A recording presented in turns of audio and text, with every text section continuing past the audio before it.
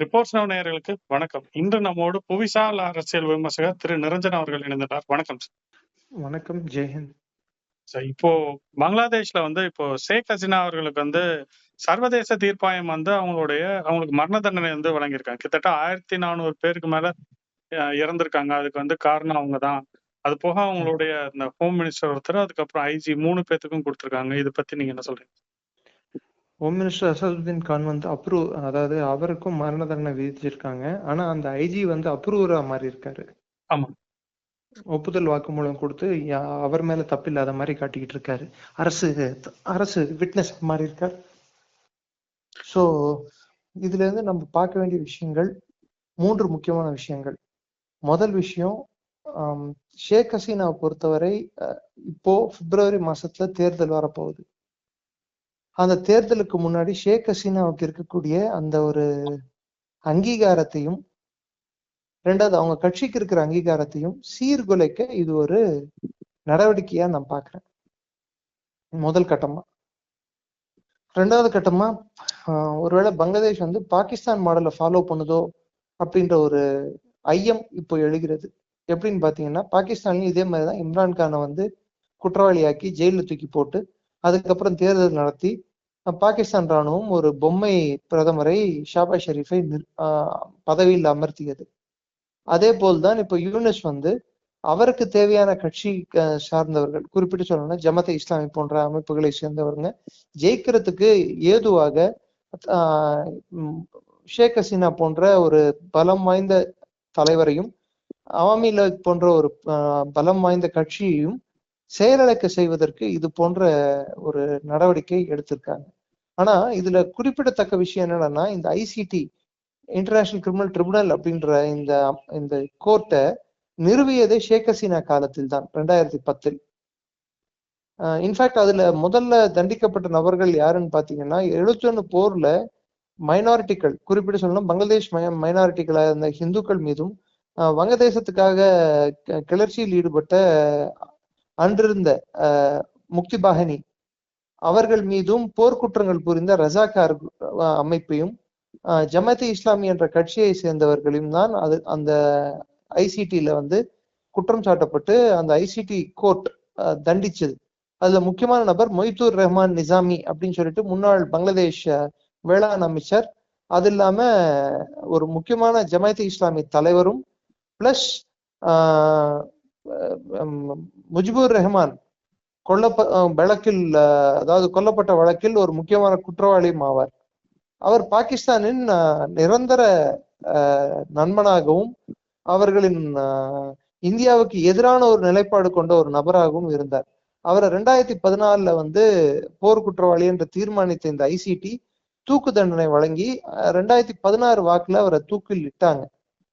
So அப்போ பெரிய சர்ச்சை ஒண்ணு வெடிக்கும் போது, 2010 சர்ச்சை வெடிக்கும் போது 13 ஒரு திருத்தம் கொண்டு அந்த திருத்தத்தின்படி 2013 இந்த கோர்ட் ஆனது, அதாவது ஐசிடி கோர்ட் ஆனது தீர்ப்பு கொடுத்த பிற்பாடு மேல்முறையீடு செய்ய முடியாதுன்ற ஒரு சூழல் இருந்த போது, மக்கள் போராட்டம் வெடிக்கும் என்ற ஒரு சந்தர்ப்பத்தில் மேல்முறையீடு செய்ய முடியும் அப்படின்னு சொல்லிட்டு ஒரு புது அதுல ஒரு சட்ட திருத்தத்தை கொண்டு வந்தாங்க ஷேக் ஹசீனா காலகட்டத்திலே.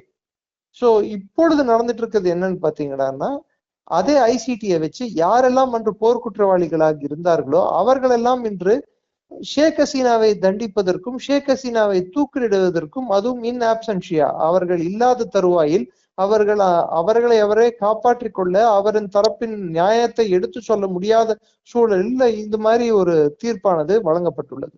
Okay sir. இப்போ ஷேக் ஹசீனா இந்தியாவில தான் தஞ்சம் புகுந்திருக்காங்க. அவங்களுக்கு 2024 போராட்டம் பெருசானோடனே அவங்க தப்பிச்சு இந்தியாவுக்கு வந்திருந்தாங்க. இப்போ இந்த தீர்ப்பு வந்தோடனே பங்களாதேஷ் இந்தியாவுக்கு அழுத்தம் கொடுக்குமா, ஷேக் ஹசீனாவை திருப்பி அனுப்புங்க? என்ன அழுத்தம் கொடுக்க முடியும் நீங்க நினைக்கிறீங்க? பங்களாதேஷ் அழுத்தம் கொடுத்து இந்தியா அதுக்கு அடிபணிஞ்சிரும் நினைக்கிறீங்களா? இந்தியாவோட அதாவது ஃபாரின் மினிஸ்ட்ரி, வெளியுறவுத்துறை அமைச்சகம் கொடுத்திருக்கிற ஸ்டேட்மெண்ட்டே எடுத்து பார்த்தோம்னா, பங்களாதேஷ்ல அமைதியும் நல்லிணக்கமும் ஜனநாயகமும் பேணி காக்கப்பட வேண்டும், அதற்கு இந்தியா எல்லா விதத்திலையும் ஊன்றுகோலாக இருக்கும் அப்படின்னு தான் சொல்லியிருக்காங்களே தவிர்த்து எங்கேயும் ஷேக் ஹசீனாவை நாங்க திருப்பி கொடுத்துருவோம்னு நாங்க சொல்லல. அது கொடுக்க மாட்டாங்கன்றது ஒரு பக்கம் இருந்தாலும், இப்ப பாகிஸ்தான் மாரி பங்களாதேஷ் நமக்கு ஒரு நிரந்தர தொல்லையா மாறதுக்கான வாய்ப்புகள் இருக்கும். ஏன்னா பங்களாதேஷ் ஆல்ரெடி ஆல்ரெடி ஒரு வருஷமா நிரந்தர தொல்லையா மாறி இருக்கிறதுனால தானே டெல்லியில் நடந்த குண்டுவெடிப்பில் பங்களாதேஷோட கையும் இருக்கிறது என்று எல்லா அமைப்புகளும் இப்போ அறிக்கை தாக்கல் செய்துட்டு இருக்காங்க, என்ஐஏ உட்பட. ஓகே. இது லாங் டேர்ம் எஃபெக்ட் எப்படி சார் இருக்கும் இந்தியாவுக்கும் பங்களாதேஷோட ரிலேஷன்ஷிப் அப்படின்றது? ஏன்னா அடுத்த வருஷம் எலெக்ஷன் வரப்போகுது. பிப்ரவரியில எலெக்ஷன். பிப்ரவரியில எலெக்ஷன் வருது. ஸோ அது எந்த மாதிரி நமக்கு மாறும்? ஏன்னா பாகிஸ்தான் பார்த்தீங்கன்னா, பாகிஸ்தானுடைய ஆர்மி கண்ட்ரோல் அப்படின்றது ரொம்ப ஜாஸ்தி இருக்கக்கூடிய ஒரு கண்ட்ரியா இருக்கும். அந்த அந்த கண்ட்ரியோட டெமோக்ரஸியை ஒரு கேள்விக்குறியாக்குற விஷயமா தான் அங்கே ராணுவம் இருக்கு. ஸோ இங்கேயும் அதே மாதிரி மிலிட்ரி வந்து ஒரு ஸ்ட்ராங் ஃபோர்ஸா எமர்ஜ் ஆச்சுன்னா அதுக்கப்புறம் ஒரு டம்மி கவர்மெண்ட்டை ஃபார்ம் பண்ணிட்டு தான் ரன் பண்ற மாதிரி இருக்குமா? இல்ல, இப்போ நீங்க ஒண்ணு அடிப்படையா புரிஞ்சுக்க வேண்டியது, பங்களாதேஷ்ல வந்து 1975 முதல் அதுக்கப்புறம் கிட்டத்தட்ட 1990 வரைக்கும் ராணுவ ஆட்சி இருந்தது, 15 ஆண்டுகள். ஓகே. ஸோ பங்களாதேஷ்லயும் ராணுவ ஆட்சிக்கு வந்து பங்களாதேஷ் ஒன்றும் அது இன்னும் புதுசு இல்லை. பட் ஆனா இப்ப இருக்கக்கூடிய வக்கர் ஜமான் இருக்கக்கூடிய ராணுவ தளபதி ராணுவ ஆட்சியை விரும்புவாரா என்று கேட்டால் திட்டவட்டமான பதில் இல்லை என்றுதான் நான் சொல்ல முடியும். ஆனால் மறைமுகமாக ராணுவத்திலேயே 2 பிரிவுகள் இருக்கின்றன. ஒரு பிரிவு ஷேக் ஹசீனாவுக்கு மறைமுகமாக சப்போர்ட் செய்து கொண்டிருக்கிறது, இன்னொரு பிரிவு ஷேக் ஹசீனாவை வெளிப்படையாக எதிர்க்கும் பிரிவும் இருக்கிறது. அதே போல் மக்கள் நடுவேயும் ஷேக் ஹசீனாவுக்கும் ஷேக் ஹசீனா கட்சி அவாமி லீக்கும் இன்னும் செல்வாக்கு சரிந்ததா தெரியல. அவங்க செல்வாக்கு மிகப்பெரிய அளவுல இன்னும் தக்க வச்சிருக்காங்க அவங்க. அது நேற்று நடந்த போராட்டங்கள் எல்லாத்துலயும் இருந்து நம்ம பார்க்க முடியுது. ஸோ இது பங்களாதேஷோட மத நல்லிணக்கத்துக்கும் ஒருமைப்பாட்டுக்கும், இன்னும் சொல்ல போனா பங்களாதேஷ் ஒரு பொருளாதாரத்துக்கும் அடித்த ஒரு சாவுமணியா தான் நான் இந்த தீர்ப்பை நான் பார்க்கிறேன். ஏன்னா இதனால அடுத்த கட்ட நடவடிக்கை ஷேக் ஹசீனா வந்து அவர்களோட ஸ்டேட்மெண்ட் எடுத்து பார்த்தோம் நேத்து. இது அரசியல் பின்புலம் கொண்ட ஒரு தீர்ப்பு, பிளஸ் இது வந்து சர்வதேச விதிகளை மீறும் தீர்ப்புன்ற அவங்க சொல்லியிருக்காங்க, நியாயமற்றதுன்னு சொல்லியிருக்காங்க. அதுக்கப்புறம் பங்களாதேஷ் அரசாங்கத்துக்கு என்ன சொல்லியிருக்காங்க, இன்டர்நேஷனல் கிரிமினல் கோர்ட்டுன்னு இருக்கு, ஐசிசின்னு சொல்லிட்டு, முடிஞ்சா அதுக்கு எடுத்துட்டு போங்களேன் இந்த கேஸை. அந்த கோர்ட் தீர்மானிக்கட்டும். அதுக்கு தெம்பும் திராணி இருக்கா யூனிஸ் கவர்மெண்ட்டுக்கு? மக்களால் தேர்ந்தெடுக்கப்படாத ஒரு அரசாங்கம் இது போன்ற ஒரு கங்கரு கோர்ட் அப்படின்வாங்க, கங்கரு கோர்ட்டுன்னு இந்தியாவில சொல்ற வாக்கியம், அதுக்கு அர்த்தம் என்னடான்னா கிட்டத்தட்ட ஒரு கட்ட பஞ்சாயத்து பண்ற மாதிரி தான் அது. ஏன்னா எது தரப்புல ஷேக் ஹசீனா தரப்புல வக்கீலையும் இவர்களே வைத்தார்கள், அதாவது வழக்கறிஞரையும் இவங்களே நியமிச்சாங்க. யாரு? அரசாங்கம், யூனிஸ் அரசாங்கம். அரசாங்க தரப்பிலும் இவர்களே தான் இருந்தாங்க. அது எப்படிப்பட்ட ஒரு ஒரு விதிமுறை அவங்க பின்பற்றி இருக்காங்க, எப்படிப்பட்ட ஒரு வழக்கு நடந்திருக்க கூடும், அந்த வழக்கு வந்து நேர்மையாகவும் நியாயமாகவும் நடந்திருக்க முடியுமா, அது ஒரு தரப்பட்சமா இல்ல ஒரு தரப்பட்சமா நடந்திருக்கா என்பது எல்லோருக்கும் அந்த தீர்ப்பின் மூலம் தெரிய வருகிறது.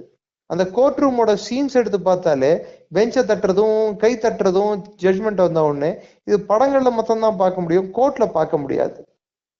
இன்னும் சொல்ல போனா அதுல பல வக்கீல்கள், ஷேக் ஹசீனாவுக்கு எதிராக ஆஜரான பல வழக்கறிஞர்கள் ஜமாத்தே இஸ்லாமியை சேர்ந்தவர்கள். ஜமாத்தே இஸ்லாமி யூனிஸ் கவர்மெண்ட் வந்த பிற்பாடுதான் அதன் மீது இந்த தடை நீக்கப்பட்டது. அது வரைக்கும் தடை செய்யப்பட்ட ஒரு அமைப்பு, தீவிரவாத அமைப்பு. ஒருப்போ அந்த ஜமாத்தே இஸ்லாமியை சேர்ந்தவர்கள் உல்ஃபாவுக்கு ஆயுதங்கள் சப்ளை செஞ்சுட்டு இருந்தாங்க. இன்ஃபேக்ட் 2004 அவங்க மேல இந்தியாலேயே கேஸுங்க நிறைய இருக்கு. அப்பேற்பட்ட அமைப்பின் வழக்கறிஞர்கள் ஷேக் ஹசீனாவுக்கு எதிராக ஆஜராகியுள்ளனர். சோ இதுல இருந்து நம்மளுக்கு பல விஷயங்கள் தெரியறது என்னடான்னா, இது ஒரு பழிவாங்கும் நடவடிக்கையாகவும், இன்னும் சொல்ல போனா யூனிஸ் வந்து ஒரு அழுத்தத்தின் காரணமாக, அவரின் பதவியை தக்க வைத்துக் கொள்வதற்கு அழுத்தத்தின் காரணமாகவும், ரெண்டாவது எங்க ஷேக் ஹசீனா திரும்பவும் வந்துட்டாலோ இல்ல அவங்க கட்சி வந்து மக்கள் செல்வாக்கு பெற்று ஆட்சியை கைப்பற்றினாலோ யூனிஸ்க்கு என்ன ஆகும்ன்ற ஒரு அச்சத்தினாலும் இந்த மாதிரி ஒரு தீர்ப்பு வந்திருக்கிறது. ரெண்டாவது நீங்க பார்க்க வேண்டியது, பாகிஸ்தானுக்கும் பங்களாதேஷ்க்கும் இப்ப இருக்கக்கூடிய ஒரு நல்லுறவு வந்து அதன் பிரதிபிம்பமா தான் இந்த தீர்ப்பை நான் பாக்குறேன். இப்போ ஒருவேளை இப்போ ஷேக் ஹசீனா அவர்கள் வந்து நான் பங்களாதேஷுக்கு போறேன் அப்படின்னு சொன்னாங்கன்னா, அவங்க வந்து இந்த முஜ்பூர் இது பூட்டோ பாகிஸ்தான்ல இந்த பூட்டோவோட நிலைமை இல்லாட்டி இப்போ இம்ரான் கான் ஜெயில இருந்த நிலைமை அவங்களுக்கு வந்து நடக்கிறதுக்கான வாய்ப்புகள் இருக்குமா? இல்ல ஒரு மறுபடியும் அங்க இன்னொரு ஒரு புரட்சி வந்து அவங்களே ஆட்சியை பிடிக்கிறதுக்கான வாய்ப்புகள்ன்றது இருக்குமா? பார்க்கலாம். ஏன்னா இப்போ வந்து மேல்முறையீடு செய்ய போறாங்க என்பது எல்லாருக்கும் தெரிந்த விஷயம். மேல்முறையீடு செய்யட்டும். மேல்முறையீடு செய்யும் போது அதற்கு முன்னாடி மக்கள் கிளர்ச்சி எப்படி வெடிக்கும், என்ன மாதிரி பிரச்சனைகள் வெடிக்கும் என்பதை நாம் முற்று கவனிக்க வேண்டும். ஆனால் ஷேக் ஹசீனா பங்களாதேஷுக்கு செல்வதை அவர் விரும்ப மாட்டார் இப்போது இருக்கிற சூழலில். ஓகே. இப்போ இறுதியா கேள்வி என்னன்னா, இப்போ பங்களாதேஷோடைய பொருளாதாரம் அப்படின்றது வந்து கடந்த சில ஆண்டுகளாவே ரொம்ப பின்தங்கிய நிலைமையில இருந்தது. ஒரு ஒரு டயத்துல இந்தியாவுடைய பிபிபில கொஞ்சம் பெட்டரா இருந்தா கூட, இப்போ அந்த நிலைமையெல்லாம் ரொம்ப மாறி இருக்கு. இப்போ இப்போ வரக்கூடிய மாற்றங்கள்ல அது மீண்டு எழுவறதுக்கான வாய்ப்புகள் இருக்குமா? ஏன்னா நம்ம இந்தியாவை சுத்தி இருக்கக்கூடிய பல நாடுகள் பாகிஸ்தான், ஸ்ரீலங்கா, பங்களாதேஷ் மாதிரியான நாடுகள் வந்து பொருளாதார சிக்கல்களை மாட்டிட்டு இருக்கும்போது பங்களாதேஷ்ல இருந்து உயிர் தெழுந்து வரதுக்கான வாய்ப்புகள் இருக்கு. எனக்கு தெரிஞ்சு இல்லை. ஏன்னா பல நிறுவனங்கள் அவங்களுக்கு போக வேண்டிய பவர், அதாவது மின் உற்பத்தி திறன் இல்லை. இந்தியால இருந்தா மின்சாரம் அவங்களுக்கு நம்ம வழங்கிட்டு இருக்கோம். இது இல்லாம மத்த இது எடுத்து பார்த்தோம்னாலும், அதாவது உற்பத்தி அவங்க பண்ற மிகப்பெரிய உற்பத்தி தொழில் என்னன்னா ரெடிமேட் கார்மெண்ட்ஸ், ஆடைகள். அத டெக்ஸ்டைல் இண்டஸ்ட்ரி அது மிகப்பெரிய அளவுல பங்களாதேஷ்ல இருந்தது. இன்னைக்கு மின்சாரம் இல்லைன்னா அது நடக்கிறதுக்கான வாய்ப்பே இல்லை. ஸோ பல தொழிற்சாலைகள் மூடிய வண்ணம் உள்ளன.